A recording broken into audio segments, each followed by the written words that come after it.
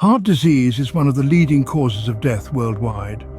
Clogged arteries and heart attacks often result from years of plaque buildup in the arteries from an unhealthy diet and lifestyle. The good news is, there are many delicious foods you can eat to help cleanse your arteries and prevent heart attacks. The top artery cleansing superfoods to incorporate into your diet.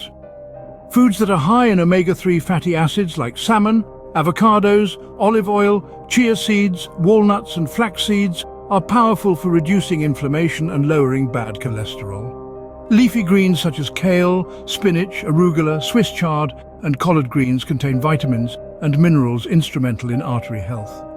Berries like strawberries, blueberries, raspberries and blackberries are rich in antioxidants that improve blood circulation. Other superfoods to enjoy are beans, oats, apples, pomegranates, green tea, garlic, turmeric, dark chocolate, tomatoes, citrus fruits and whole grains.